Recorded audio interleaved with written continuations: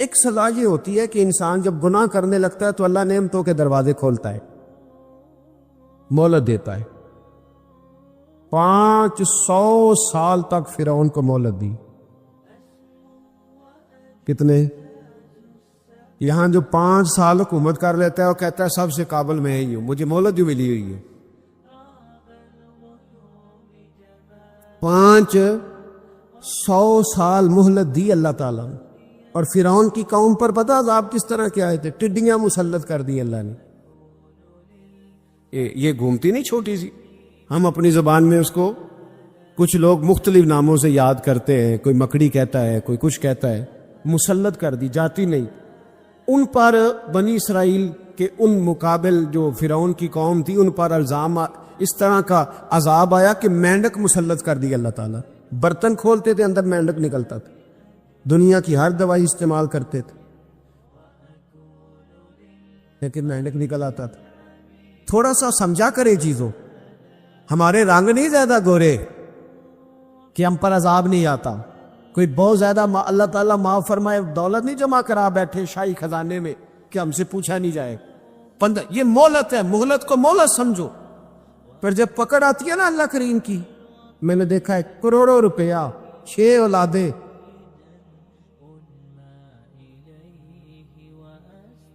ایک شخص کے بچے باہر سے آ رہے تھے، وہ بندہ بیمار تھا، مجھے کہنے لگا حضرت جی دعا کریں میں ان کے آنے سے پہلے مر جاؤں ورنہ آ کے مجھے مار دیں گے، دعا کریں۔ اتنی بے سکونی، کروڑوں روپیہ پڑا ہے تو یہ عذاب نہیں؟ کوئی ضروری ہے کہ پتھر ہی برسیں گے تو سمجھ آئے گی؟ یہ جو سگا بیٹا بوڑھے باپ کے قریب سے گزر جاتا ہے، سلام نہیں لیتا تو اس کو عذاب نہیں سمجھتے؟ یہ معمولی بات ہے؟ نہیں ہمارے رنگ ہو رہے ہیں، ہم بڑے سمارٹ ہیں۔ 1500 سال مہلت دی نوح علیہ السلام کی قوم کو۔ کتنے سال؟ بول کے بتائیے، بول کے دوبارہ بولیے۔ 1500 سال۔ کوئی آدمی اپنی سمارٹنس پہ خوش نہ ہو جائے کہ 20 سال ہو گئے میں تو نافرمانی بھی کر رہا ہوں، روٹی بھی پک رہی ہے، میں تو حرام بھی کھا رہا ہوں، پھر بھی سب ٹھیک ہے۔ 1500 سال مہلت دی۔ پھر حضرت نوح کہنے لگے اللہ میں نے تو بڑا سمجھایا، اللہ ہی باز آتے۔ تو رب کریم نے فرمایا کشتی بناؤ۔ اللہ کے پیغمبر کشتی بنانے لگے تو قوم مذاق اڑانے لگ گئی۔ اب کیا کرنے لگے ہو؟ اب کشتی بنانے لگے ہو، خیر تو ہے، قوم مذاق اڑا رہی ہے۔ حضرت نوح علیہ السلام کا آپ نے کشتی بنائی، پانی کہاں سے نکلا؟ نہ بارشیں ہوئی نہ سیلاب آئے، ایک تندور تھا اس کے اندر سے پانی نکلنا شروع ہو۔ کبھی تندور سے بھی پانی نکلا ہے، پر جب نکالنے والا چاہتا ہے تو وہاں سے بھی ایک تندور سے پانی نکلا۔ اتنا نکلا، اتنا نکلا، اتنا نکلا کہ قوم ساری ڈوب گئی۔ قرآن مجید کے صفحات شہادت دیں گے کہ حضرت نوح کی قوم کا بچہ بہ گیا، بچے صرف وہ تھے جو حضرت نوح کے ساتھ ہو گئے، تباہ ہو گئی۔ اللہ بے نیاز ہے، بے نیاز۔ 1500 سال مہلت ملے اور تو پھر بھی کہے رب بڑا کریم ہے، معاف کر دے گا۔ 1500 سال تجھے گنجائش دے اور تو کہے کوئی نہیں، بات معافی ملنی چاہیے ابھی بھی۔ میرے بھائی، حضرت صالح علیہ السلام کی قوم، حضرت صالح نے تبلیغ شروع کی تو کہنے لگے پہلے معجزہ دکھاؤ۔ جی آج تو نہ لوگ معجزے مانگتے ہیں، آج بھی لوگ کرامتیں اور معجزے، اللہ معاف کرے، جو چیزیں معجزہ تو ہو نہیں نہ سکتا، لیکن آج بھی لوگ، آپ یقین کریں، کہتے ہیں یہ بڑی نمازیں پڑھتا ہے تو پھر بخشا کیوں نہیں گیا، پھر کیوں نہیں منو سلوا کیوں نہیں اترا اس پر، پھر میں بھی اسی طرح ہی ہوں، کیا اس کے اندر خوبی آ گئی؟ مولوی بھی ویسے ہی ہے، صوفی بھی ویسے ہی ہے، لوگ مان نہیں رہے، وہ دلیلیں مان نہیں رہے، ابھی بھی لوگ بحث نہیں کرتے، کیا فرق آ جائے ابھی، ویسے ہی ہیں سارے۔ اللہ تعالیٰ سے ڈرنا چاہیے، ہمیں سامنے والے کی طرف دیکھ کر صحیح ہونے کا حکم نہیں ہے، ہمیں اپنی اصلاح کا حکم ہے، اپنی طرف دیکھ کے اپنے آپ کو ٹھیک کرنے کا۔ الزام لگا کے گزر جانا اس کا کوئی مطلب؟ سنو اور یاد رکھو، حضرت صالح علیہ السلام سے کہنے لگے پہلے معجزہ دکھائیں، تو حضرت صالح علیہ السلام نے فرمایا اونٹ کہاں سے پیدا ہوتے ہیں؟ کہاں؟ اونٹنی کے بطن سے۔ فرمایا آؤ میں تمہیں پہاڑ کے اندر سے اونٹنی پیدا کر کے دکھاتا ہوں. کہاں سے؟ پہاڑ کے اندر سے. حضرت نوح ساتھ لے کے گئے تو پہاڑ کے اندر سے اونٹنی نکلی, اور اونٹنی بھی گابن تھی, اس کے پیٹ میں بچہ, اور اونٹنی اتنا دودھ دیتی تھی کہ ساری بستی دودھ پی جاتی تھی, پھر بھی دودھ بچ جایا کرتا تھا. لیکن حضرت نوح علیہ السلام نے فرمایا اب تم نے دیکھ تو لیا یہ اسے, یہ جتنا دودھ دے گی روٹی بھی اتنی کھائے گی. ایک دن تم سارے پانی پیو گے, ایک دن یہ سارا پانی پیا کرے گی. ایک دن تم سارے باقی جانوروں کو گھاس کھلاؤ گے, ایک دن یہ اونٹنی. اور اونٹنی کا نام کیا؟ ناقۃ اللہ, اللہ کی اونٹنی. کس کی اونٹنی؟ نام کیا ہے؟ اللہ کی. یہ اللہ کی اونٹنی ہے. تو حضرت نوح علیہ السلام کی اونٹنی فرمایا اس کی بے ادبی نہ کرنا. باز نہیں آئے لوگ, باز نہیں آئے. کہنے لگا جی دودھ دینا تو ٹھیک ہے, پر یہ جو سارا پانی پی جاتی ہے نا, یہ صحیح نہیں. یہ جو ساری گھاس کھا جاتی ہے یہ نہیں تھی. دودھ دینا تو ٹھیک ہے پر یہ نہیں صحیح. آپ نے فرمایا اسے کچھ نہ کہنا, اللہ کی اونٹنی ہے. میں کہا کرتا ہوں ان لوگوں نے ناقۃ اللہ کی بے ادبی کی, حضرت نوح علیہ السلام کی اونٹنی کی ٹانگیں کاٹ دی, صالح علیہ السلام. اور دیکھو اللہ بڑا بے نیاز ہے, اگر پیدا کرنا جانتا ہے تو حفاظت کرنی نہیں جانتا. لیکن رب کریم نے فرمایا نہ کرنا. انہوں نے ان کے پیر کاٹ دیے, کانوں پہ چھریاں لگائیں. اونٹنی جب مر گئی, اونٹنی اللہ تبارک و تعالیٰ کی وہ اونٹنی جب مر گئی تو حضرت صالح علیہ السلام کی قوم پر رب کریم نے زلزلہ بھیجا. اذا زلزلت الارض زلزالہا, جب زلزلے آئے گے, اور جب ان کا زلزلہ آنا ہے, زلزلہ آتا ہے نا, کیا کرتی ہے قوم؟ لا الہ الا اللہ, لا الہ لا الہ الا اللہ, کلمے جاری ہو جاتے. بلکہ ایک دفعہ ایسا بھی ہوا کہ مسجدوں میں اعلان ہونے لگے زلزلہ آ رہا ہے. جو فجر کے لیے نہیں اٹھے زلزلے کے لیے وہ بھی اٹھ گئے. جن کا دعویٰ ہے نا میری سویرے آنکھ نہیں کھلتی, ان کی لگی نہیں کتنے گھنٹے, بعد میں بھی نہیں لگی. ٹی وی پہ اعلان ہوتے رہے کوئی نہیں آ رہا, سو جاؤ چپ کر کے. لیکن آنکھ لگی. موت سے تو ڈرتا ہے, اللہ سے ڈرتا ہی نہیں. موت کا خوف ہے, رب کا نہیں. زلزلہ آیا, ساری قوم تباہ ہو گئی. بتاؤ اگر ناقۃ اللہ کی گستاخی ہو تو اللہ ناراض ہو جاتا ہے, اور اگر اولیاء اللہ کی ہو, اگر اولیاء اللہ کی ہو تو رب ناراض نہیں ہوتا. شرم نہیں آتی لوگوں کو داتا صاحب کی بے ادبی کرتے, شرم نہیں آتی لوگوں کو غوث اعظم کی گستاخی کرتے, حیا نہیں آتی جنہوں نے دین پھیلایا ان کی بے ادبی. میں درد سے کہتا ہوں, رو کے کہتا ہوں, اور اگر کلیجہ پھٹ سکے تو میں دکھاؤں زخم کتنے. ایک حج کے موقع پر ایک بابا جی, اس سال 4,80,000 روپے کا پرائیویٹ حج تھا, اور بابا جی کی کیفیت کمزور تھی, بیچارے بیمار تھے. اس کے باوجود وہ گئے. بوڑھے آدمی, جا کے بیٹھیے, بزرگ, اور کتنی مشکل ہے وہاں منا, مزدلفہ, عرفات, طواف زیارت, کتنا مشکل کام ہے طواف زیارت کرنا, طواف وداع کرنا. کس کٹھن سے حج کیا, بڑھاپے میں پیسے بھی لگائے.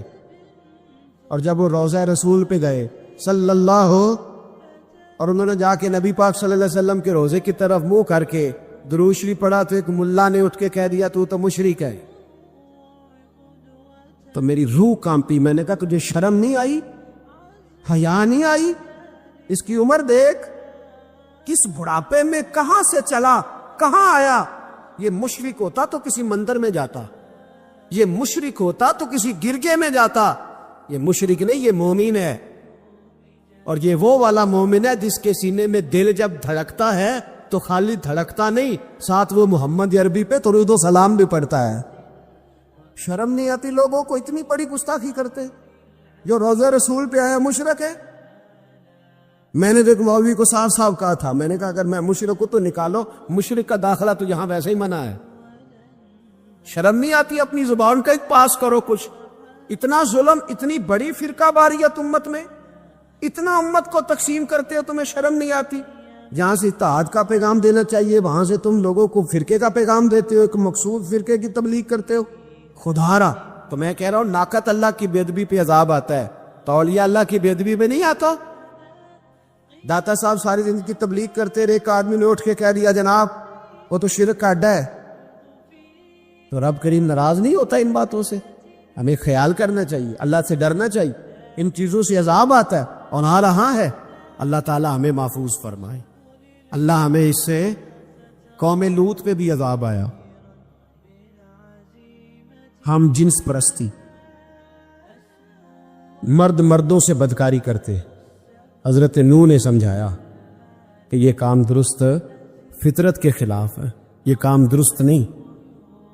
جب انسان یہ کام کرتا ہے تو زمین اور آسمان کانپتے۔ اب میں کیسے کھول کے بتاؤں، میرے پاس اعداد و شمار ہے کہ پاکستان کے اندر اس کام کی کیفیت کیا ہے، اور کس طرح کر کے لوگ، میں تو رونا روتا رہتا ہوں داڑھی کا۔ لوگ کئی دفعہ کہتے ہیں حضرت صاحب پہلے بھی آئے تھے تو داڑھی کی بات، پھر بھی آئے تو داڑھی کی بات، تو میں رونا روتا ہوں۔ اس لیے روتا ہوں کہ جو کلین شیو نوجوان ہوتا ہے وہ امرد کے حکم میں، اس پر وہی حکم لگتا ہے جو عورت پہ لگتا ہے، اس کے ساتھ مرد کا اٹھنا بیٹھنا اسی طرح نہ جائے گا جس طرح عورت کے ساتھ۔ حضرت جنید بغدادی رحمت اللہ تعالیٰ علیہ کے سامنے ایک شخص نے کہا وہ کتنا خوبصورت نوجوان جا رہا ہے، تو آپ فرمانے لگے تو حافظ قرآن نہیں؟ کہا ہاں۔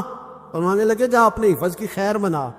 وہ شخص کہتا ہے میں نے اس بغیر داڑھی والے کلین شیو نوجوان کو بری نظر سے دیکھا، مجھے قرآن پاک ہی بھول گیا، سارا قرآن پاک بھول۔ اور کتنے سال میں دعائیں کرتا رہا، بیت اللہ کے طواف کرتا رہا، میں یاد بھی کرتا تو نہیں ہوتا۔ کیسے اب تو ہمارا نعت کہاں بیوٹی پارلر سے ہو کے آتا ہے، ہم کسی اور کو کیا پیغام ہے؟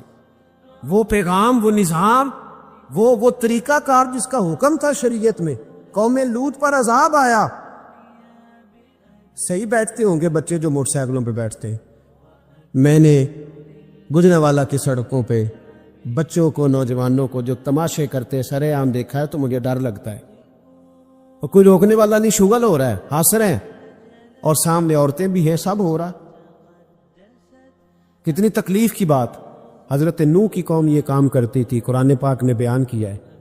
حضرت نوح نے سمجھایا، فرمایا رب کریم نے تمہیں اپنی خواہش پوری کرنے کے لیے جائز طریقہ عطا فرمایا، عورتوں سے نکاح کرو، اور اس نکاح کی برکت سے جو اللہ تمہیں اولاد دے گا اس کو اللہ تبارک و تعالیٰ تمہارے لیے باعث بخشش بھی فرمائے گا۔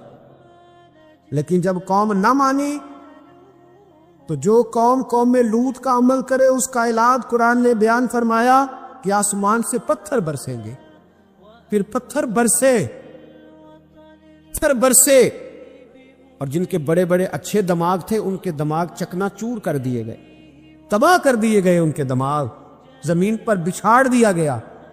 اللہ مہلت دیتا ہے، لیکن اس کا مطلب یہ نہیں کہ انسان توبہ ہی نہ کرے۔ حضرت شعیب علیہ السلام کی قوم پر بھی عذاب آیا، اس لیے کہ بددیانتی کرتی تھی، ناپ تول میں کمی کرتی تھی۔ میں نے کہا تھا شب قدر کی رات کہ یہ کوئی تماشا ہے کہ شب رات آئی تو ساری رات روتے رہے، یا اللہ معاف کر دے، یا اللہ معاف کر دے، رو رو کے چیخے مار مار روئے۔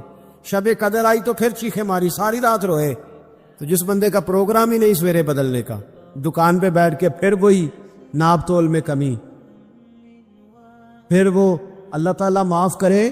میں ایک مضمون پڑھ رہا تھا تو وہ فوڈ کے اسپیشل لوگ میں لکھا تھا مہربانی کرو ملاوٹ ہی اچھی چیز کی کر لو، مرچ میں کیری تو نہ ملاؤ اینٹوں کی، وہ تو بیمار کرتی ہے، وہ تو خون کی آنتوں کو روک دیتی ہے۔ وہ کہنے لگا، اور وہ کہتا ہے میں تمہیں بتاتا ہوں کون کون سی چیز ملائی جا سکتی ہے، وہ ملا لو۔ خدا را اس قوم پہ رحم کرو، مہربانی۔ ایک دوست ہے ہمارے، میں وزیر آباد میں ان کے گھر بیٹھا تھا تو ایک میڈیکل، میرا کسی شخص پہ اعتراض کرنے کا میں مجموعی بات کرتا ہوں۔ میں ایسے ڈاکٹروں کو جانتا ہوں جو اللہ تعالیٰ فضل کرے سچ مچ کے نیک ہیں، اچھے لوگ۔ تو بچے کا میڈیکل سٹور ہے، تو والد بیمار ہو گیا، تو کہتا ہے ابا جی ڈاکٹر صاحب نے کہا آپ کو ڈرپ لگنی ہے، تو سگے باپ کو ڈرپ لگانے لگا، تو باپ کیا کہتا ہے پتر تیری مہربانی مینوں کوئی اصلی لائی، او نہ لائی جڑی لوکاں نوں لانے۔ اب وہ پیار سے سنا رہا ہے بات۔ میں نے اسے کہا کہ یہ تو ڈوب مرنے کا مقام ہے نا، ڈوب مرنے کا مقام۔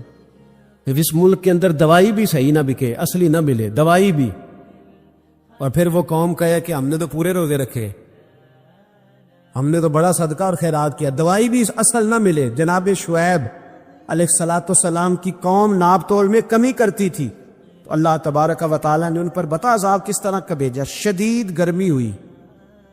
اللہ ہمیں محفوظ فرمائے۔ سارے آمین کہہ دیا. دیکھے کتنا اچھا موسم کر دیا رب کریم. اللہ ہمیں محفوظ فرمائے, اللہ رحمت فرمائے. شدید گرمی کی لہر آئی, باہر اتنی گرمی ہوئی کہ لوگ اپنے گھروں میں گھس گئے. جس طرح سورج کی شعائیں گھروں کے اندر داخل ہو جاتی, اس طرح گرمی کی لہر اندر داخل ہوئی. اور جس طرح کسی کو آگ لگ جائے تو وہ آدمی اچھلتا کودتا ہے نا, اس طرح یہ لوگ اچھلنے لگے اور اچھل کود کے مر گئے. جرم کیا تھا؟ ناپ تول میں کمی کرتے. حضرت داؤد کی قوم بھی تباہ ہوئی. جرم کیا تھا؟ ہفتے والے دن مچھلیاں نہیں پکڑنی تو یہ پکڑتے تھے. حکم ہے نا مسلمان کو نماز کے ٹائم کوئی اور کام نہیں کرنا, نماز پڑھنی ہے. میرا خیال ہے مسلمان تو فٹافٹ آ جاتے ہیں, سارے ہی پہنچ جاتے ہیں نا مسجدوں میں. ہلکا ہلکا بول رہے ہیں, آؤ. کیوں نہیں پہنچتے؟ اگر حضرت سید, اور پتہ انہیں سزا کیا ملی؟ اللہ نے فرمایا اس ٹائم عبادت کرنی ہے, کام نہیں کرنا, وقت نہیں ہے کام کا. انہوں نے مچھلیاں پکڑی, 12,000 لوگ تھے. پتہ ہے مالک نے سزا کیا دی؟ بندر بنا دیا اللہ کریم. قرآن مجید کا پہلا سپارہ پڑھے, فَجَعَلْنَاهَا نَكَالًا لِمَا بَيْنَ يَدَيْهَا وَمَا خَلْفَهَا. اللہ فرماتے ہیں پچھلوں کے لیے بھی عبرت بنا دیا, بعد والوں کے لیے بھی عبرت, نشان عبرت بنا دی. بندر بن گئے. اور جو ان کے دوست جو بچ گئے تھے ان کے پیر چومتے تھے, روتے تھے. 3 دن بندر بن کے زندہ رہے. پھر اللہ نے سب کو اجتماعی موت دے دی. اگر مسلمان سے اللہ کہے کہ نماز کے ٹائم کاروبار نہیں, جمعے کے ٹائم کاروبار ہے, تو مسلمان کہتا ہے نہیں مجھے مہلت ملی ہوئی ہے. حضرت ملا رومی نے مثال دی ہے. جناب رومی فرماتے ہیں کہ بغیر محنت کے لوگوں کو اللہ نے نعمتیں دی ہیں تو انہوں نے شکر ہی نہیں ادا کیا. اندھے سے پوچھ آنکھ کی قدر کیا ہے, پوچھ اندھے سے, پوچھ معذور سے کہ ٹانگوں پہ چلنا کتنی بڑی نعمت ہے. کبھی پوچھ اس سے جس کا مکان تو ایک کنال میں ہے پر رونے والا بچہ کوئی بھی نہیں. پوچھ اس سے جس کی جیب دولتوں سے بھری ہوئی ہے پر کوئی نہیں کہتا کہ ابا 10 روپے دینا. پوچھ یہ کتنی بڑی تکلیف ہے. حضرت رومی نے لکھا ہے, وہ فرماتے ہیں کہ ایک والد تھا تو اس نے بڑی دولت کمائی تھی, تو اس کا بیٹا بے دریغ ہی اڑاتا رہتا تھا. کبھی ادھر پیسے بھگا دیے, کمائے نہیں تھے نا, محنت نہیں نہ کی تھی, کمائے نہیں تھے. والد بڑا سمجھاتا تھا پر سمجھ نہیں آتی تھی. لیکن اس کے ابا کے ذہن میں ایک بات آئی, وہ کہنے لگا بیٹے یار میں کنگال ہو گیا ہوں, اچانک حالات خراب ہو گئے, ایک آنا مجھے چاہیے, دوائی خریدنی ہے, کہیں سے لے کے آؤ. اس نے کہا ابا مسئلہ ہی کوئی نہیں, یار ہی بڑے ہیں, بہت سارے لوگوں کے ساتھ رات میں جاتا ہوں روٹی کھانے ہوٹل میں, کئی ہیں جو میرا انتظار کر رہے ہوتے ہیں, فیس بک والے اور جناب وہ سیلفی والے بڑے سارے ہیں جو کہتے ہیں تیرے بغیر گزارا ہی نہیں. بڑے ہیں جو روز سویرے اٹھ کے پہلے مجھے السلام علیکم کا میسج کرتے ہیں, پھر اس کے بعد کسی اور سے. بڑے ہیں, کوئی مسئلہ ہی نہیں. ایک کے پاس گیا, ایک آنا چاہیے, اس نے دے دیا, لا کے ابا کو دیا. تو ابا گھر کے اندر جو امیر لوگ ہوتے تھے گھر میں کنواں کھدوا لیتے تھے. ابا کنویں کے کنارے بیٹھا تھا, جب بیٹے نے آنا لا کے رکھا تو اس نے پانی میں پھینک دیا. اگلی صبح پھر کہا بیٹے ایک آنے کی ضرورت ہے, دوا خریدنی ہے. اس نے کہا مل جائے گا. 2 4 5 دوست ابھی ہیں بڑے مالدار, ان سے جا کے کہا, ایک سے آنا لایا, ابے نے پھر پھینک دیا, تیسرے دن بھی پھینک دیا, چوتھے دن بھی. یار اب ختم ہو گئے. کچھ آہستہ آہستہ دوستوں کو پتہ چل گیا کہ کنگال ہو گیا ہے, خبر پھیل جاتی ہے نا, اب بھوکا ہو گیا. اب آہستہ آہستہ موبائل بند ہونے لگے, آہستہ آہستہ جو ہے وہ نمبر بلاک ہونے لگا, حالات بگڑ گئے. اب جب اسے پتہ تھا کہ یار تو اب دروازہ کھٹکھٹاتا ہوں تو کہتے ہیں کہ اسے کہہ دو میں گھر نہیں, ابا نے تو آنا مانگنا ہے, اور میں بے دریغ دولت ابا کی اڑاتا رہا ہوں, اب یہ بھی نہیں کہہ سکتا کہ مجھے دیتا کوئی نہیں. شہر سے باہر نکل گیا, سارا دن مزدوری کی, جد و جہد کی, کبھی کام کیا نہیں تو ہاتھوں پہ چھالے پڑ گئے. بڑا مشکل ہوتا ہے جن لوگوں نے کام نہ کیا ہونے کرنا پڑ جائے تو. تکلیف کا شکار ہو کے ایک آنا کمایا, شام کو لا کے والد کی ہتھیلی پہ رکھا تو اس نے پھینکا نا جب کنویں میں تو چیخ پڑا, کہنے لگا ابا جی آپ سیاڑے بیاڑے بندے ہیں, روز پیسے لا کے دیتا ہوں, کون پھینک دیتے ہو, کوئی کرنے والی بات کرو. نہیں دوائی کھانی تو نہ کھاؤ, ضائع کیوں کرتے. بیٹے کو باپ نے تھپکی دے کے بٹھا لیا. اس نے کہا بیٹا میں نے پہلے دن تو نہیں پھینکا, تو 7واں دن میں روز پھینکتا ہوں, آج تیری چیخیں کیوں نکلی. کہنے لگا ابا پہلے ادھار کے تھے آج مزدوری کے ہیں. نہیں سمجھ آئی بات.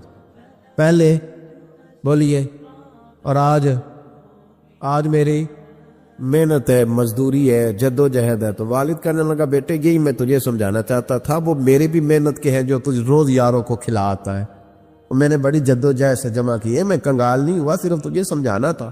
او بھائی یہ آنکھیں تیری محنت کی نہیں نا, اس لیے تو شکر نہیں ادا کرتا. یہ وجود, یہ ٹانگیں, یہ شعور, یہ تیری جد و جہد کا نہیں. جو عقل کی دولت اللہ نے دی ہے نا, یہ تیری محنت کی نہیں. اگر محنت کی ہوتی تو سجدے میں پڑا رہتا, تو خیال کرتا. اللہ نے آنکھیں دی ہے قرآن دیکھنے کے لیے.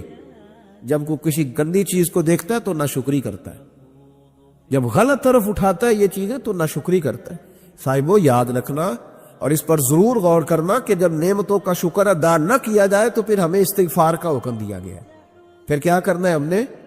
استغفار کا, یا اللہ ہم تیری نعمتوں کا شکر ادا نہیں کر سکے تو ہمیں معاف فرما دے, تو ہم سے درگزر فرما, معاف فرما. نقصان ہو جائے تو کہتے ہیں اللہ کی مرضی تھی, اور فائدہ ہو جائے تو کہتے ہیں میں نے محنت ہی بڑی کی تھی, میری جد و جہد بڑی تھی.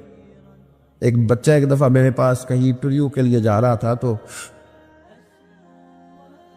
دعا کرانے آیا, کہنے لگا میں نے وہاں جانا ہے, دعا کیجیے گا اللہ تعالیٰ کامیابی دے. میں نے دعا کی, کچھ اس کو پڑھنے کو بتایا, لیکن کامیاب نہ ہو سکا, لوٹ آیا. تو میں نے پوچھا کہ کیا بنا؟ کہنے لگا حضرت صاحب بس اللہ کی مرضی تھی, اللہ کی مرضی تھی. پھر ایک دفعہ گیا تو نہ کہا اللہ کی مرضی تھی. تیسری دفعہ گیا, کامیاب ہو گیا. تو بھئی اب کیا بنا؟ کہنے لگا جی جب میں داخل ہوا تو اس نے جاتے ہی مجھ سے پوچھا سب سے پہلا سوال یہ کہ تمہیں جنرل نالج کی بھی کچھ معلومات ہیں یا شعبے کے آدمی ہو؟ تو میں نے کہا جناب پوچھیے. تو انہوں نے پاکستان کا حدود اربہ پوچھا, تو میں نے فٹافٹ بتا دیا. پھر انہوں نے مجھ سے پوچھا کہ یہ جو مینار پاکستان ہے اس کی تجویز کس شخص نے دی تھی؟ تو میں نے فٹافٹ اس کا بھی نام بتا دیا. پھر شارٹ ہینڈ کے ایک دو سوالات اس نے کیے تو وہ بھی میں نے بتا دیے, تو الحمدللہ کامیاب ہو گیا. میں نے کہا بیٹے جب تو ناکام ہوا تھا تو اللہ کی مرضی تھی, اور کامیاب ہوا ہے تو میں لگا دی. اب اللہ کی مرضی کدھر گئی؟ یہ اتنا بڑا نقص ہے انسانی فطرت کا, اتنی بڑی کمزوری ہے کہ معاذ اللہ تعالی ہم کمزوریاں قدرت کے کھاتے میں ڈال دیتے, اور ناکامیاں قدرت کے کھاتے میں, اور کامیابیاں. کیا تماشا. حالانکہ ہونا یہ چاہیے تھا کہ جہاں انسان کمزور پڑے تو کہے میری غلطی تھی, میری غلطی تھی. صوفیاء یہ سبق دیتے ہیں, اللہ کے بندے یہ پیغام دیتے ہیں کہ جب تو کہیں ناکام ہو جائے تو سمجھ جائے یہ تیری, اور جب تو کامیاب ہو جائے تو سمجھ رہے اللہ راضی ہو گیا تھا, اللہ نے رحمت کر دی, اس نے فضل کیا. تو شکریہ نہ کرنے پر بھی استغفار کرنا چاہیے کہ اللہ تو نے بڑا کچھ دیا تھا پر میں شکر ادا اس پر بھی. ہمارا تو اب یہ حال ہے کہ جو ہمارے پاس چیزیں ہیں وہ ہم کہتے ہیں یہ تو میرا حق تھا, لیکن جو نہیں وہ مجھے فٹافٹ ملنی چاہیے. مطلب اگر میرے پاس صحت ہے تو اس کو میں اپنا حق سمجھ لیتا ہوں کہ یہ تو میرا, یہ چونکہ ٹھیک ہے جی, یہ تو صحیح ہے, تندرستی ہے یہ تو ٹھیک ہے, لیکن کار کوئی نہیں, وہ ذرا مل جانی چاہیے. اولاد تو میرے پاس ہے, وہ تو میرا حق تھا, میرا رائٹ تھا, معاذ اللہ وہ تو ہم نے حق بنا لیا. اور میرے پاس بنگلہ کوئی نہیں, وہ مجھے فٹافٹ مل جانا چاہیے. بھئی یہ کس طرح تیرا حق تھا, کس حساب سے؟ یعنی جو چیزیں ہیں ان کو سنبھالنے کی فکر نہیں ہے, اور جو نہیں ہے ان کے طلب کی فکر لگی ہوئی ہے. شکر نعمت کو محفوظ کر دیتا ہے, شکر نعمت کو محفوظ کر دیتا ہے, اور ناشکری نعمت کو لَئِن شَكَرْتُمْ لَأَزِيدَنَّكُمْ وَلَئِن كَفَرْتُمْ إِنَّ عَذَابِي لَشَدِيدٌ. اللہ فرماتے شکر کر میں تیری نعمتوں میں اضافہ کر دوں, اور ناشکری کرے گا تو عذاب دوں. شکر نہیں نہ ہوتا, شکر نہیں ہوتا. دیکھیں نا 100 روپے ابا جی نے دیا ایک بچے کو, اور اس کو کہا کہ جا دکان سے کچھ چیز لے آ, تو وہ 100 روپیہ اس نے رستے میں جاتے ہی کہیں پھاڑ دیا یا گوا دیا, تو اب وہ والد سے دوبارہ 100 مانگتا ہے, تو والد کہتا ہے کہ پہلے 100 کا تو نے کیا کیا؟ نہیں سمجھ آئی آپ کو میری بات؟ پہلے 100 کا کیا کیا؟ تو وہ کہے گا جی میرا دل کرتا تو میں نے پھاڑ دیا. جوان بچہ ہے, سمجھدار ہے, 12-14 سال کا ہے, میرا دل کیا تو میں نے پھاڑ دیا, ختم ہو گئی بات. ابا نیا 100 دے دے گا؟ سبحان اللہ. کتنے خوش ہو کے آپ کہہ رہے ہیں نہیں دے دینا سے, یہ کیسے ہو سکتا ہے؟ بھائی کروڑ پتی والد بھی ہو تو 100 کا نوٹ دوبارہ دیتا کیوں؟ بیٹا نہیں اس کا پیار نہیں, کیوں نہیں دے رہا؟ وہ کہتا تو نے میرے پہلے 100 کی قدر نہیں ڈالی, نیا تجھے کیسے مل جائے؟ انہیں خیال ہی نہیں کیا. تو نے جدوجہد ہی نہیں کی، تو نے ایک استغفار اس بات کا ہے کہ دیکھیں نا، یہ رسول پاک علیہ السلام کا فرمان، یہ حدیث امام راضی نے لکھی ہے، اور نبی پاک کی فرمان کے لحاظ سے جو چیز ہمارے سامنے آئے نا، اس پر ہماری آنکھیں بھی کھل جانی چاہیے، دل بھی کھل جانا چاہیے، کہ کوئی خاص ہی بات تھی جو حضور نے بیان فرمائی صلی اللہ علیہ وسلم۔ سرکار دو عالم علیہ السلام نے فرمایا ایک آدمی نے 500 سال بغیر ریاکاری کے اللہ کی عبادت کی۔ کتنے سال؟ یہ 5 سال نہیں ہوتی بغیر ریاکاری کی۔ تہجد پڑھنے والا جب تک 6 لوگوں کو بتا نہ دے تہجد پڑھی ہے، اتنی دیر تو تہجد آگے بڑھتی نہیں، کم از کم 6 بندوں کو پتا ہونے چاہیے۔ اور میرے جیسے حاجی نمازیوں کا تو دل کرتا ہے کہ وظیفے پہ بندہ رکھا جائے جو تعریفیں کرے صبح و شام، قاضی صاحب کی کیا بات ہے، حضرت صاحب کی وظیفہ دیں گے اس کو مہینے کا، وہ تعریف کرے کھول کے کہ آپ کی بڑی بات۔ یہ مرض ہے، تعریف سننا نا یہ بیماری ہے، اس نے جھوٹ کو جنم دیا ہے، بہت بڑا مرض ہے۔ حضرت سعدی نے اس پر بہت بڑے مقالہ جات لکھے اور فرماتے ہیں یہ مرض کچھ لوگوں میں بہت زیادہ ہوتا ہے۔ ایک امیروں میں، امیر لوگ ناراض نہ ہو جائیں پر انہوں نے کہا ہے تو کوئی حکمت ہوگی نا، امیروں میں تعریف سننے کا مرض بہت زیادہ ہوتا ہے۔ فرماتے ہیں ایک بادشاہوں میں اور تیسرا عورتوں میں، ان میں یہ بیماری بہت زیادہ ہوتی ہے۔ کوئی تعریف نہ کرے تو خود اپنی کرنی شروع کر دیتے، خود ہی کہہ دیتے ہیں کہ وہ کیا بات سی، میرے ابا جی تے وہ تے 100 حال چلدا سی تے 150 بندہ ٹکر کر، ابا جی دی چھڑ تو دس تیرے کنے چل دین، تیرے کو کنے بندے روٹی کھاندے، اپنی بات کرنا۔ اقبال کہتا تھے تو وہ آباد تمہارے ہی مگر تم کیا ہو، ہاتھ پہ ہاتھ دھرے منتظر فرداؤ، ابا جی کی دادا جی کے چھوڑ اپنی کر، ہمیں تو تیرا پتہ ہے تو اپنی بات کر، تیرے اندر بھی کوئی چیز ہے کہ نہیں؟ ابا دادا تو سب کے بڑے ہیں، حضرت آدم کی اولاد ہے تو حضرت آدم نبی تھے، تو باپ دادا تو سب کے بڑے بڑے ہی ہیں، بات یہ ہے کہ اپنی بات کرنی چاہیے نا۔ یہ بیماری ہے، یہ نقص ہے۔ 500 سال بغیر ریاکاری کی عبادت، اور بیان میرے نبی کریم علیہ السلام فرما رہے ہیں 5، بولیے، یہ بہت بڑا مسئلہ ہے، دکھاوا نہ ہو، ریاکاری نہ ہو۔ ہم مجالس میں جاتے ہیں نا جناب، محافل میں، تو لسٹ ملتی ہے، یہ چول شام نے صدارت ہے، انہوں نے خصوصی تعاون کیا ہے، تو یہ فلانے صاحب ہے تو ان کا بھی نام لینا ہے۔ تو میں کبھی کبھی کہہ دیتا ہوں کہ یار آپ نے تو کہا تھا یہ نبی پاک کی تعریف کی محفل ہے، اور یہ آپ نے لسٹ لگا دی ہے پوری تعریف کرنے والوں کی۔ کچھ ضروری ہے کسی کا نام لینا اور اس کا جناب ذکر کرنا اور اشتہار پہ اس کی فوٹو آنا؟ یہ کچھ ضروری ہے؟ ویسے بھی کوئی اچھا لگتا ہے کہ نبی پاک کے نام کی محفل اور میں صدارت کر رہا ہوں؟ ڈرنا چاہیے نا مجھے اللہ تعالیٰ، حضور کی محفل اور میری صدارت، اس پر کبھی غور کرے۔ اگر کوئی راہ طریقت کا مسافر ہوگا تو تڑپ جائے گا کہ نبی پاک کے نام کی محفل اور سرپرستی ایک ایسے آدمی کی جس کو وضو تک نہیں کرنا آتا، چھ معنی دار ہے، کوئی دھندا ہے معاذ اللہ تعالیٰ، جس کا جو دل کرے وہ کرتا جائے۔ 500 سال بغیر ریاکاری کی عبادت کی، 5 بڑا مشکل ہوتا ہے۔ حضور فرماتے ہیں یہی بندہ جب اللہ کے حضور کھڑا کیا جائے گا تو رب کریم اس سے کہے گا کہ چلو اس کو میرے فضل سے جنت میں لے جاؤ، تو عرض کرے گا مالک فضل تو ٹھیک ہے پر 500 سال لگائے میں نے، 5۔ وہ مولوی صاحب میری طرح کے بیچارے جو امام مسجد ہوتے ہیں نا، تو وہ بھی کہتے ہیں جب میں آیا تھا تو 30 بچے تھے مسجد میں، اب 80 ہو گئے۔ اور بھئی یہ بندوں کو بتانے کی کیا ضرورت ہے، یہ تو اللہ کی رضا کے لیے ہے نا، تو چھوڑ اس میں اتنا تذکرہ کرنے کی کیا حال ہے۔ 500 سال جس نے لگائے، بول پڑا یا اللہ 500 سال لگائے اور تو کہتا ہے کہ اس کو میرے فضل سے لے جاؤ، تو رب کریم نے فرمایا چلو کوئی نہیں، پھر انصاف کر لیتے ہیں، الٹی آنکھ کی روشنی نکال کے ترازو کے ایک پلے میں رکھو اور 500 سال کی بغیر ریاکاری کی عبادت دوسرے پلے میں رکھو۔ کبھی اس مریض سے پوچھنا جس کو ڈاکٹر کہہ دیتا ہے کہ تیری آنکھ کا علاج نہیں ہو سکتا، بے بس ہوتے ہیں ڈاکٹر، جواب دے جاتا ہے شعور۔ پوچھ کبھی اس شخص سے کو کہتے ہیں بس جناب اب آپ اپنی آنکھیں موجود ہونے کے باوجود آپ دیکھ نہیں سکتے، اتنی موٹی آنکھ لگی ہوئی ہے، لیکن روشنی اللہ چاہے تو دیتا ہے، نہ چاہے تو نہیں دیتا۔ 5 ایک آنکھ کی روشنی ایک پلڑے میں رکھ لو اور دوسرے میں 500 سال کی عبادت رکھ دی، اللہ اکبر۔ تو رب کریم نے فرمایا اب تولو، جب تولی تو وہ عبادت تھوڑی تھی اور ایک نعمت زیادہ تھی۔ اللہ نے فرمایا یہ تو بھائی اس کو تو 500 سال دیے تھے، یہ تو ایک نعمت کا شکر نہیں ادا کر سکا، پکڑو اس کو دوزخ میں ڈالو، ایک کر کے کیا آیا ہے؟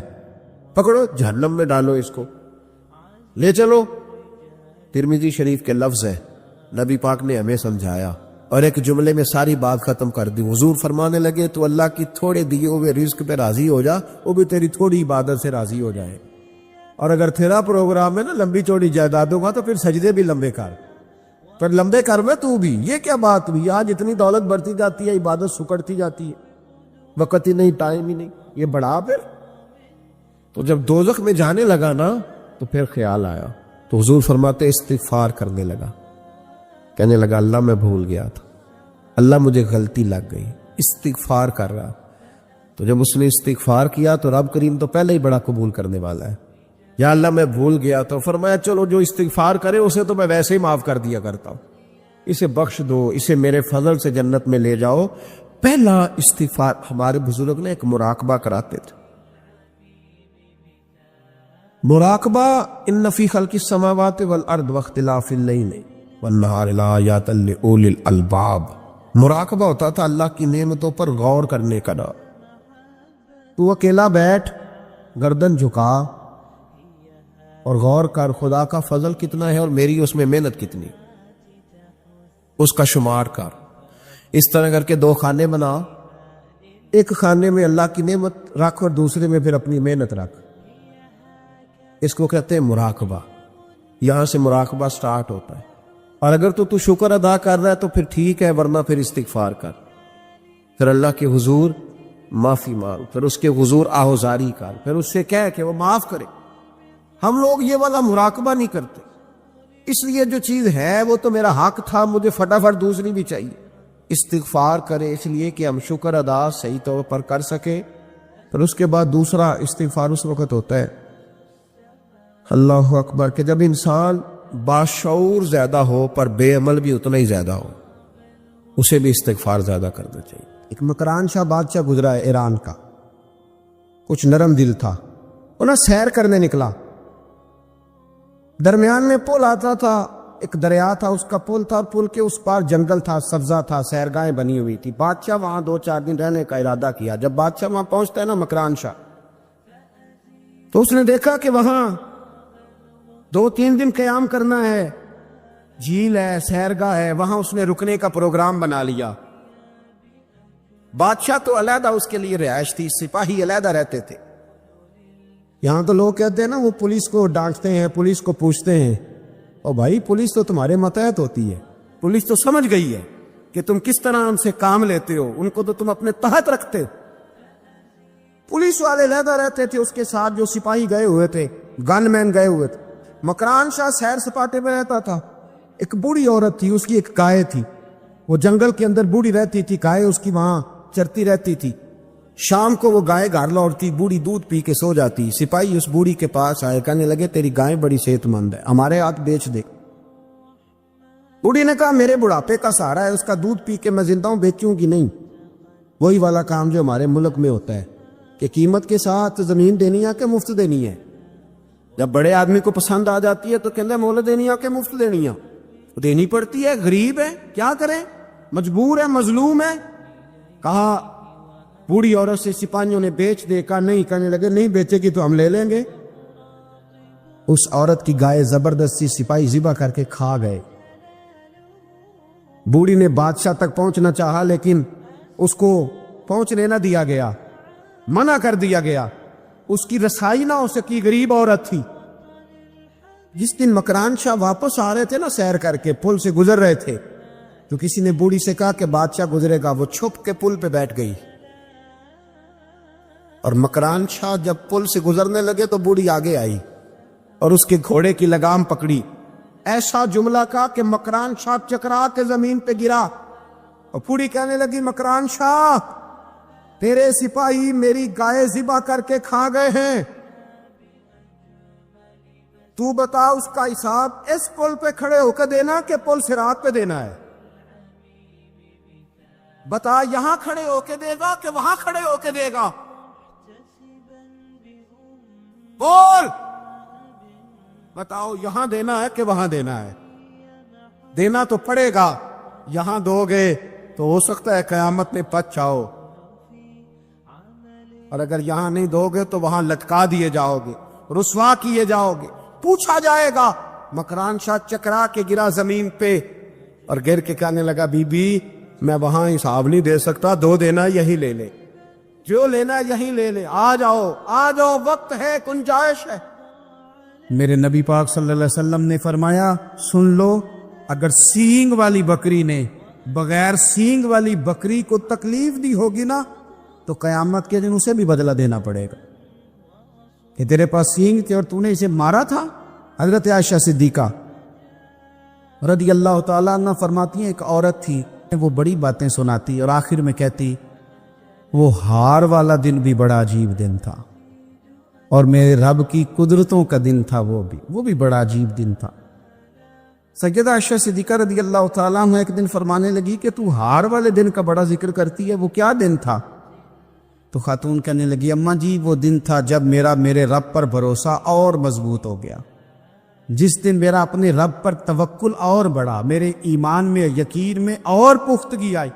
کہنے لگی میں ایک گھر کی کنیز تھی، نوکرانی تھی، اس گھر میں ایک بچی تھی جس کے پاس سونے چاندی ہیرے جواہرات کا ہار تھا۔ اس زمانے میں نا چمڑے کے اوپر لوگ ہیرے جواہرات لگاتے تھے، کئی دفعہ سرخ رنگ کے چمڑے پہ لگائے جاتے تھے، وہ بچی پہنتی تھی تو کہتی ہیں بچی کے اس نے اتار کے رکھا یا اس سے گرا وہ ہار تو چیل اسے اٹھا کے لے گئی گوشت سمجھ کے اور میرے سامنے اٹھا کے لے گئی۔ گھر والوں نے مجھ سے پوچھا، یہ بخاری میں موجود ہے، گھر والوں نے پوچھا مجھ سے کہ وہ ہار کہاں ہے تو میں نے کہا چیل اٹھا کے لے گئی۔ گھر میں کچھ چوری ہو جائے تو سب سے پہلا الزام کس پہ لگتا ہے؟ ملازمین پہ۔ کہتے ہیں انہوں نے مجھے بڑا مارا، بڑی تکلیف تھی، حتیٰ کہ میری شرمگاہ تک کی تلاشی، میری عزت اتنی خراب کی میں بتا نہیں سکتی۔ میں نے اپنی زندگی میں ایک واقعہ دیکھا، ایک امیر گھر میں چوری ہو گئی، ملازم کو اتنا مارا کہ وہ چارپائی پہ پڑ گیا، پولیس والوں سے اتنی مار پروائی گئی کہ وہ بیچارہ چارپائی پہ پڑ گیا، اور پھر وہ اتنا بیمار ہوا اور کچھ دنوں کے بعد پتہ چل گیا کہ چور تو اپنا بیٹا ہے ان کا، پھر اس کا انتقال ہو گیا۔ اب وہ سیٹھ صاحب اور گھر والے آ کے نا مرنے والے کے کان میں معافی مانگ رہے ہیں، کان میں۔ تو میں نے ان سے پھر کہا تھا کہ یہ تو اب چلا گیا ہے، تمہارا زور چلتا تھا نا تو تم نے قانون خریدا اور تم نے اسے جتنا ہو سکا تم نے اسے مار پڑوائی۔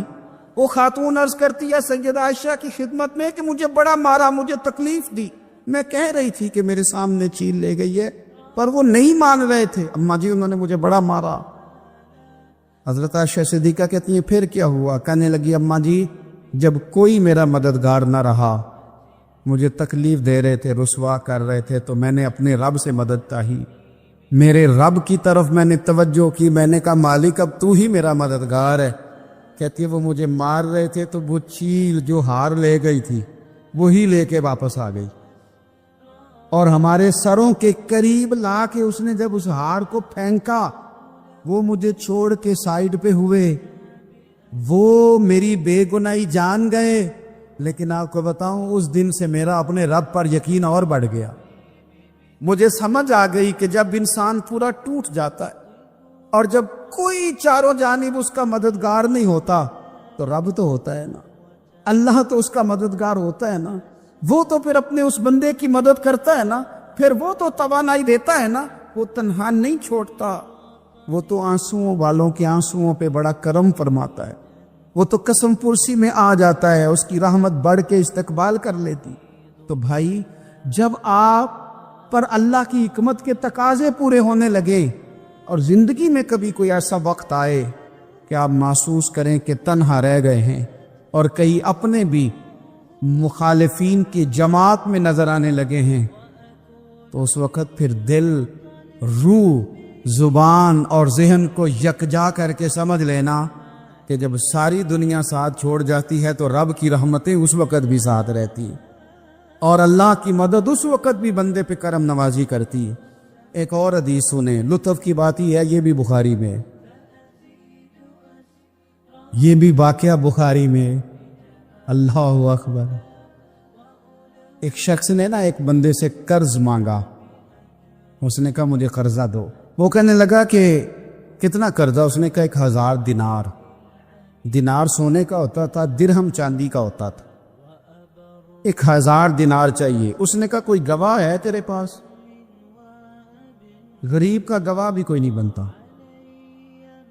کبھی الجھ جائے نا کوئی بندہ تو کئی اپنے بھی کہہ دیتے ہیں کہ ہم اس کے قول فعل کے ذمہ دار نہیں ہیں۔ ایک غریب آدمی کو قرض کی ضرورت پڑ گئی، 1000 دینار چاہیے۔ میں کہہ چکا ہوں کہ درہم چاندی کا ہوتا تھا، دینار سونے کا۔ اب 1000 دینار لینا ہے تو جس بندے سے اس نے کہا، اگرچہ وہ نیک بندہ تھا، اس نے کہا یار 1000 دینار دے دو، تو کہنے لگا کوئی گواہ ہے تیرے پاس؟ وہ کہنے لگا غریبوں کا گواہ کون ہوتا ہے؟ ہاں ایک گواہ ہے۔ کہا کون؟ کہا میرا رب، وہ تیرے اور میرے بیچ گواہ ہے۔ اس نے کہا کوئی کفیل، اگر تو پیسے نہ دے سکے تو وہ بعد میں دے دے، یا تجھے کچھ ہو جائے تو وہ دے دے۔ اس نے کہا کفیل بھی میرا اللہ ہی ہے، میرے پاس اگر ہے تو رب کریم کا نام ہے، اگر اعتماد کر سکتا ہے تو کر لے۔ بندہ نیک تھا، اس نے کہا رب کے نام پہ، رب کی کفالت پہ، اللہ کو گواہ بنا کے میں تیار ہوں تجھے 1000 دینے کا۔ اس نے 1000 دینار دے دیا۔ وقت واپسی کا طے ہو گیا، وہ چلا گیا پیسے لے کے۔ اس نے پوری محنت کی کہ میں نے وقت پہ پیسے لوٹانے، پوری محنت بھی کر لی، اللہ نے مدد بھی کر دی، پیسے بھی اس تاریخ کو اسے مل گئے۔ بعض لوگوں کا تو لوٹانے کا دل ہی نہیں نہ ہوتا۔ فرمایا حدیث پاک میں کہ تو لوٹانے کا ارادہ کر، رب تیری مدد بھی فرمائے گا۔ لیکن یہاں بہت سارے لوگ کہتے ہیں خیر ہے، ارادہ ہی نہیں، تو پھر جس طرح کا بندے کا گمان ہو رب بھی اسی طرح کا معاملہ فرماتا ہے۔ اس نے پیسے جمع بھی کر لیے اور واپس دینے کو تیار بھی ہو گیا، لیکن رستہ بحری جہاز کا تھا، کشتی کا تھا، دریا کے رستے واپس آنا تھا۔ اب وہ جب آ گیا دریا کے کنارے تو بڑی کوشش کی، پر وہاں اسے کوئی کشتی نہیں ملی۔ وقت پہ پیسے لوٹانے ہیں، سفر کرنا ہے، اب سواری میسر نہیں ہے۔ سوچ سوچ کے پریشان تھا کہ میں نے تو اللہ کے نام پہ لیے۔ اچانک دل میں ایک تجویز آئی، اس نے ایک لکڑی لی، لکڑی کو اندر سے کھولا، 1000 دینار اس میں بھرا، بخاری پڑھ رہا ہوں، اور ساتھ ایک خط بھی لکھا کہ یار میں پیسے پہنچانا چاہتا تھا پر مجھے کوئی چیز نہیں ملی دریا کے اس پار آنے، اللہ کے نام پر تیری طرف روانہ کر رہا ہوں۔ اور یہ کہہ کہ وہ لکڑی دریا میں رکھ دی، وہ لکڑی ڈوب گئی ہے، واپس آ گیا۔ وہ جس نے پیسے لینے تھے وہ عین مقررہ وقت پر دریا کنارے آیا۔ صبح سے سر شام تک اس نے انتظار کیا، دل ڈھلنے لگا تو دل میں خیال آ گیا کہ یار نہیں، اس نے دینے ہی نہیں، جھوٹا وعدہ کر گیا، پہنچا ہی نہیں وقت پہ۔ اب جب واپس لوٹنے لگا تو اچانک دریا میں ایک لکڑی تیرتی ہوئی دکھائی دی، کہنے لگا لے جاتا ہوں، شام کو روٹیاں پکانے کے کام آئے گی، ایندھن بنا کے جلا لوں گا، ہنڈیا پک جائے گی۔ لکڑی اٹھا کے جلانے کے لیے گھر لایا، گمان تھا کہ وہ نہیں آیا وعدہ کر کے، اللہ کو کفیل اور وکیل بنا کے اور گواہ بنا کے پھر بھی نہیں آیا۔ لکڑی لے کے گھر گیا، بخاری ہے، اور جب اس کو چیرا نہ کہ میں اس کی آگ جلاؤں گا، کھولا تو اندر سے 1000 دینار بھی نکل آیا، خط بھی نکل آیا۔ اب ذرا سمجھنا، اس کے دل میں بات کس نے ڈالی کہ تو لکڑی میں پیسے ڈال دے؟ اللہ نے۔ اس بندے کو مقررہ وقت پہ کنارے بھیجا کس نے؟ لکڑی صرف اسی کے ہاتھ آئی تو یہ بندوبست کیا کس نے؟ اللہ نے۔ گھر جا کے چیری تو پیسے بحفاظت اس تک پہنچائے کس نے؟ تو پھر ہمیں بھی توجہ اللہ کی جانب ہی کرنی چاہیے، ہمارے بے دل کی توجہ رب کی طرف ہی ہونی چاہیے نا، ہمیں ادھر ادھر جانے کی، دیکھنے کی، بندوں پر غور کرنے کی ضرورت کیا ہے؟ وہ پیسے پہنچ گئے، یہ وہاں اپنی جگہ پہ پریشان تھا، اس نے 1000 دینار اور جمع کیا۔ پھر دوبارہ ایک دن دریا کنارے آیا، کشتی مل گئی، بیٹھ کے اپنے اس بھائی کے پاس آیا، کہنے لگا دیکھنا مجھ پر بدگمان نہ ہونا، پیسے اس تاریخ کو بھی جمع کر لیے تھے، دریا پہ آیا تھا پر کشتی نہیں ملی تھی، پھر میں نے نا لکڑی میں ڈال کے خط ڈال کے تیری طرف بھیج بھی دیے تھے، لیکن آج میں پھر لے کے آ گیا ہوں۔ وہ کہنے لگا خوش ہو جا، جس رب کو تو نے میرا اور اپنا گواہ بنایا تو اس رب نے میرے تک پہنچا بھی دیے ہیں۔ جب لوگ اللہ کو گواہ بناتے ہیں، رب کی جانب اپنی توجہ کرتے ہیں، اپنی چاہتوں، خواہشات اور اپنی ساری چٹھیاں اپنے رب کریم کی رحمت کی طرف روانہ کرتے ہیں، پھر اللہ اپنے بندوں کو مایوس نہیں کرتا۔ اللہ اپنے بندوں کو نواز دیتا ہے جب رب بندوبست کر دے، جب اللہ اہتمام کر دے۔ میرے بھائی ضروری تو نہیں کہ ہم پریشان ہی رہیں کہ یار یہ کام میں نے کیا نہیں، میرے کھاتے ڈال دیا گیا، یار اس جرم کا میں مجرم ہی نہیں اور میرے منہ پہ سیاہی ملنے کی کوشش کی جا رہی، یہ میرا کھاتا ہی نہیں اور لوگ مجھے تکلیف دے رہے ہیں۔ ضروری نہیں کہ آپ ہی وضاحت کریں، میرا رب بھی بندوبست فرما دیا کرتا ہے۔ اور جو اہتمام اللہ کرتا ہے نا، جو بندوبست رب کرتا ہے، آزمائش آ جاتی ہے، بڑے بڑوں پہ آ جاتی ہے، لیکن بعض اوقات بڑی تکلیف ہوتی ہے جب اس بندے کو لوگ کٹہرے میں کھڑا کر دیں جس کا جرم ہی کوئی نہیں، اس شخص سے لوگ سوال جواب شروع کر دیں جس بیچارے کے خیال میں بھی وہ بات نہیں، پھر وہاں وضاحتیں دینا، نہ کردہ گناہوں کی وضاحتیں دینا، یہ بڑا بوجھ بنتا ہے، بڑی تکلیف ہوتی، اور لوگ کرتے ہیں یہ کام۔ پھر اللہ تعالیٰ جب بندوبست فرمائے، ایک تو بڑی معروف حدیث بخاری مسلم میں موجود ہے کہ عروہ بن مسعود ثقفی کہتے ہیں جب میں آیا اور میں واپس گیا تو جا کے پھر انہوں نے کہا قریش مکہ سے جا کے مسلمانوں کی جنگی صلاحیت کا ذکر نہیں کیا، بلکہ جا کے کہنے لگے یار میں بڑی دنیا پھرا ہوں، پر جو ادب نبی پاک کے غلام اپنے نبی کا کرتے وہ میں نے کسی کا دیکھا نہیں ہے۔ دوسری روایت بخاری مسلم میں حضرت انس بن مالک رضی اللہ تعالیٰ عنہ کی ہے۔ حضرت انس بن مالک رضی اللہ تعالیٰ عنہ ارشاد فرماتے ہیں کہ نبی پاک علیہ السلام کے جب ایام وصال قریب آئے نا تو حضور مسجد میں آنا جانا کم فرما دیا تھا، کئی دن حضور تشریف نہیں لاتے تھے، تبھی علالت کے باعث۔ یہ بھی اللہ تعالیٰ کی قدرت کاملہ ہے۔ فرماتے ایک دن نا پیر شریف کا دن تھا اور فجر کی جماعت تھی، اور جناب ابو بکر صدیق نماز پڑھا رہے تھے۔ اچانک نا حضور کا دل کیا غلاموں کو دیکھنے کو، تو حضور نے نا حضرت عائشہ صدیقہ کے مکان کے حجرے کا پردہ سرکا کے نا تو غلاموں کو دیکھا۔ اب تو ماشاءاللہ بہت سارے لوگوں نے مدینے کی زیارت کر لی ہے نا، تو آپ جانتے ہیں کہ یہاں کر کے ان کا مکان ہے، تو یہاں اگر سامنے امام کھڑا بھی ہو تو مقتدی دیکھ بھی لے پردہ سرکائے، تو یہ پہلے والے دیکھ لیں گے جو قریب ہیں، آخری والے تو نہیں نا دیکھ بھائی یہاں سے پردہ سرکایا کسی نے، تو یہ 5 7 10 جو قریب کے نمازی ہیں وہ تو دیکھ لیں گے، تو وہ جو صف کے اینڈ پہ ہیں وہ کیسے دیکھیں گے، اور صف کا جو امام ہے وہ کیسے دیکھے گا؟ اور حدیث میں بخاری مسلم سے پیش کر رہا ہوں، حضرت انس بن مالک کہتے ہیں نبی پاک نے جب پردہ سرکا کے چہرہ انور دکھایا نا تو فرماتے ہیں ہمیں یوں لگا کہ قرآن کا صفحہ کھل گیا ہے۔ آپ فرماتے ہیں جب ہمیں لگا نا قرآن کا صفحہ کھل گیا تو حضرت ابو بکر صدیق نے چاہا کہ نماز چھوڑ کے پیچھے آ جائے تاکہ حضور امامت کرائیں، تو حضرت انس بن مالک فرماتے ہیں اجتماعی طور پر سب کا یہاں تک ہم پہنچ گئے تھے کہ شاید چند سیکنڈ اور گزریں گے تو ہم نماز توڑ دیں گے، فرض نماز توڑ دیں گے۔ ویسے کسی صوفی کا شعر پڑھیں تو لوگ اعتراض کرتے ہیں، اب حدیث سنا کے پڑھ لو خیر ہے، ویسے کسی صوفی کا شعر پڑھیں تو لوگ کہتے ہیں دیکھو جی بابے نے کیا کہہ دیا، یہ حدیث بخاری ہے اور بابا اس کا ترجمہ کرتا ہے۔ حضرت خواجہ صاحب فرماتے ہیں نماز پڑھا کہ میں تیں وال ویکھا ہوں،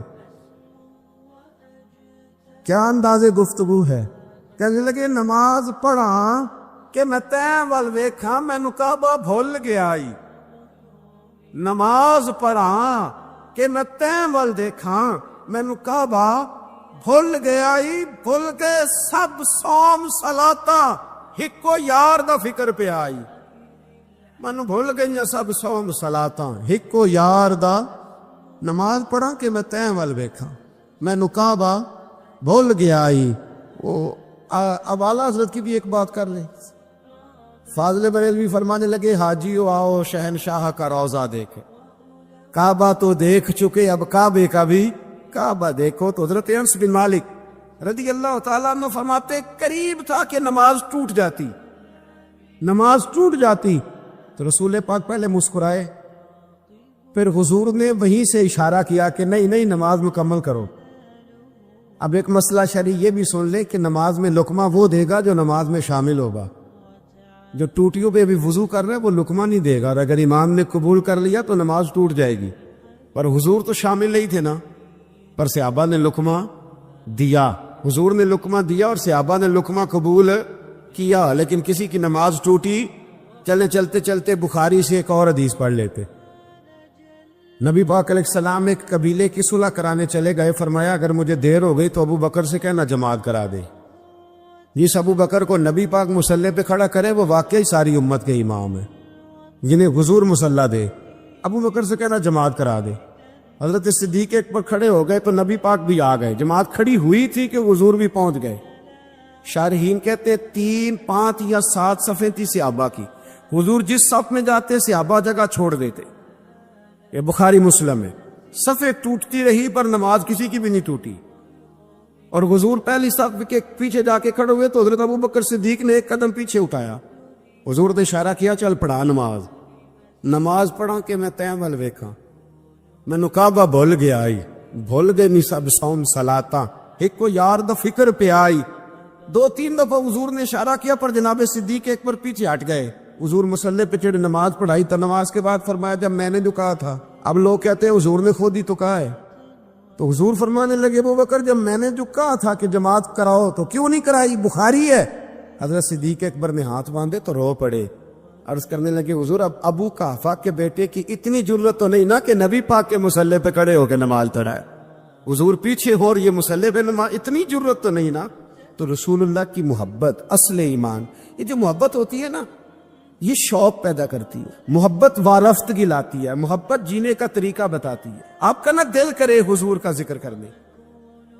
اور جب آپ نبی کریم علیہ السلام کا نام لے تو پتہ چلے کسی خاص الخاص کا ذکر کیا جا رہا ہے.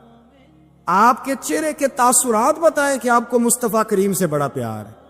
آپ نعت سنیں تو آپ کا دل لگے جمے شوق ہو.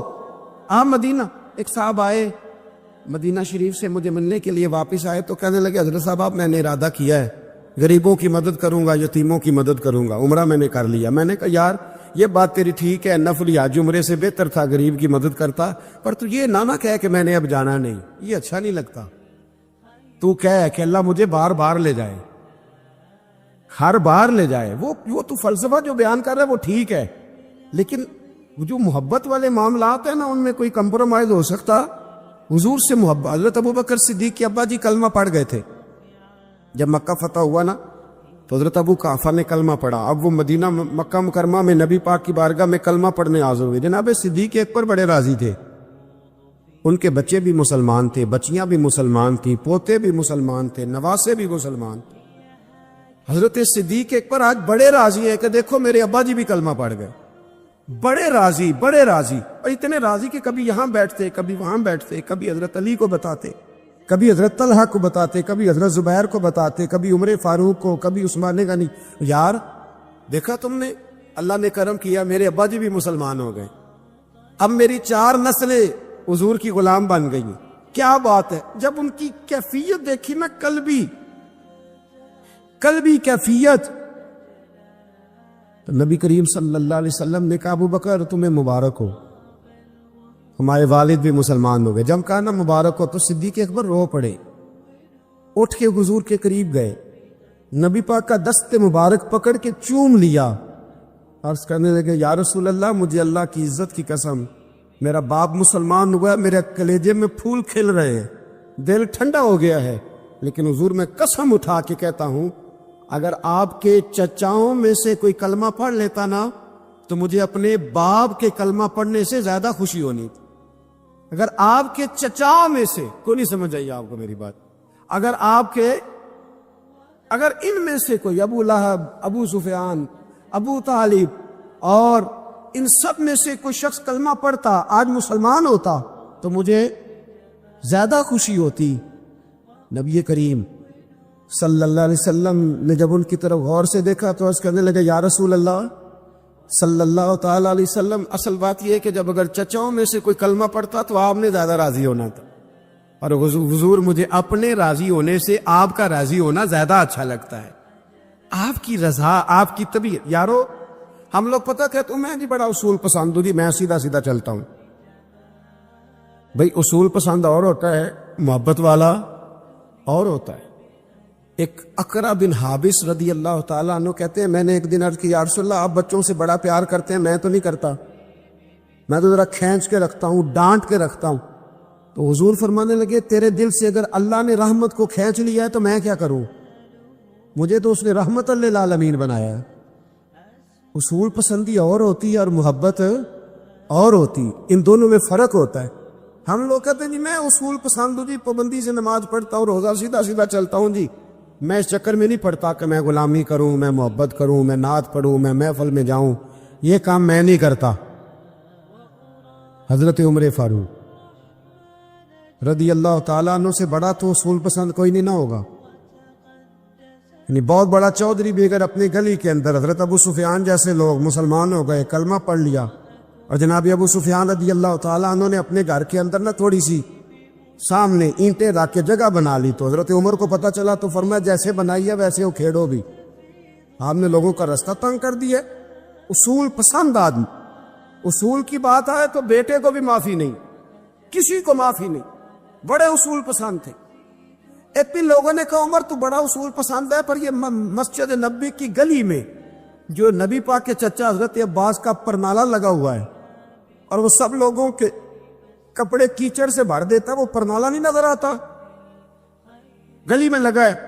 اب تو ہمارے پرنالے اور طرح کے ہیں نا، تو جو حرم شریف میں آپ میزاب رحمت ہے وہ دیکھا نا آپ نے، وہ پرانے زمانے میں جو لوہے کے پرنالے ہوتے تھے، تو وہ واقعی پوری گلی جو تھی نا وہ گزر کوئی نہیں سکتا تھا، اتنا اچھا شاور ہوتا ہی کوئی نہیں تھا جتنا وہ ہوتا تھا، وہ بڑا تگڑا قسم کا پرنالہ ہوتا تھا، تو کوئی شے نہیں گزر سکتی تھی بڑی دیر تک، بارش کے رکنے کے بعد بھی ساری چھت سے جب تک پوری مٹی اور پوری توڑی ساری نہیں نا اتر جاتی تھی تب تک وہ پرنالہ نہیں سانس لیتا تھا، تو پرنالہ بہتا تھا، اور وہاں سے بڑا مین گلی تھی مسجد کو آنے کی، لوگوں کے کپڑے آلودہ ہو جاتے۔ ایک دن لوگوں نے حضرت عمر سے کہا یہ پرنالہ نہیں نظر آتا، یہ نہیں اصول پسندی؟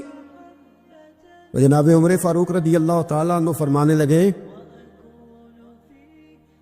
اتار دیتے ہیں پرنالہ، یہ بھی اصول پسندی ہے، اتارتے۔ حضرت عمر فاروق نہ گئے، اور شارحین نے لکھا ہے کہ اونٹ کے اوپر بیٹھ کر آپ نے یوں پکڑ کے نا پرنالہ کھینچا، اور جناب عباس کے گھر والوں سے فرمانے لگے 4 کونے ہوتے ہیں گھر کے، چھت کے 4 کونے ہیں، کسی اور میں لگا لو پرنالہ، کو ضروری ہے کہ نمازیوں والی گلی پہ لگایا جائے؟ یہ کہہ کے آ گئے، کسی کی ضرورت تھی بات کرے؟ حضرت عباس آئے تو لوگوں نے آ کے کہا کہ عمر نے پرنالہ کھیڑ دیا اور فرمایا کہ 4 کونے کہیں اور لگا لو، تو حضرت عباس مسکرائے۔ لوگوں نے کہا مسکراتے کیوں ہو؟ فرمانے لگے کوئی مسئلہ نہیں، عمر خود آ کے لگا کے جائے گا، جیسے وہ کھیڑا ہے ویسے۔ لوگوں نے کہا وہ عمر ہے، عمر کو بدلنا اور اس کی بات کو بدلنا، اور اتنی جرت کہ وہ لگا کے جائے، جس بندے کو دیکھ کے شیطان گلی کا راستہ بدل جاتا ہے، آپ اس کی بات کر رہے ہیں۔ فرمایا میں نے کہہ دیا نا عمر لگائے گا، تو انشاءاللہ عمر لگائے گا۔ حضرت عباس مسجد میں آئے، نماز پڑھی تو کہتے میں نے بات چھیڑی دی۔ عمر خود کہنے لگے کہ حضور آپ سے تو امید نہیں تھی۔ حضرت عباس سے کہنے لگے بھئی جگہ بھی ہے، 4 کونے ہوتے ہیں گھر میں، کچھ ضروری ہے اسی کونے پہ لگے جہاں سے نمازی گزرتے؟ یہ بخاری مسلم کی حدیث ہے۔ حضرت عباس کہنے لگے عمر 4 کونے ہیں، میرے پاس جگہ بھی ہے پرنالے کی، میں نے بھی کئی دفعہ سوچا تھا وہ کھیڑ دوں، اور میں بھی اسی گلی سے گزرتا ہوں، میرے کپڑوں میں بھی کیچڑ بڑی دفعہ پڑا ہے، پر مجبوری یہ ہے وہ کھیڑ اس لیے نہیں سکتا کہ یہ پرنالہ میرے نبی کریم نے اپنے دستے مبارک سے لگایا تھا۔ فرمایا میں مکان بنا رہا تھا، چھت بنا رہا تھا، تو حضور اچانک آ گئے، اور کئی لوگ گواہ ہیں اس کے، رسول کریم تشریف لائے اور نبی پاک علیہ السلام نے فرمایا لاؤ چچا تھوڑا میں بھی کرتا ہوں، اور پھر میرے نبی کریم صلی اللہ تعالی علیہ وسلم نے اپنے دستے مبارک سے یہ پرنالہ لگایا تھا۔ کئی دفعہ سوچا ہوں کھیڑ دوں، پھر سوچتا ہوں حضور نے لگایا تھا، لیکن چلو اب تو علت پائی گئی، اب تو سمجھ آ گئی، اصول بن گیا، اب تو اصول بن گیا نا، تو ٹھیک ہے، آپ اب اس طرح کرے اکھیڑ دیا تو ٹھیک ہے۔ جناب کہنے لگے پہلے کیوں نہیں بتایا؟ بھئی وہ نمازیوں پہ چیٹے پڑتے ہیں، گلی کا رستہ ہے، فرمایا رس پڑتے ہیں تو پڑھتے رہے، آپ نے بتایا کیوں نہیں؟ حضرت جناب عباس کہنے لگے کہ آپ کا کیا خیال ہے کہ میں یہ کروں گا کہ لوگوں پہ چھینٹے پڑے اور مجھے پرواہ نہ ہو؟ حضور نے لگایا تھا۔ حضرت عمر فاروق نے نا جناب عباس کا بازو تھاما، تن تندور تے ہڈاں دا بالن، بازو تھاما اور تھام کے نا اسی جگہ لے گئے جہاں پرنالہ کھیڑا تھا۔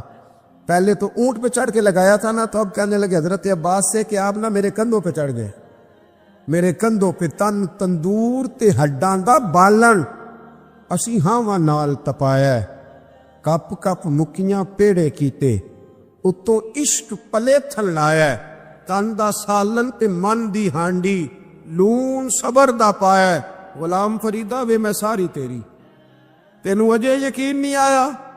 فرمایا خود لگائیے۔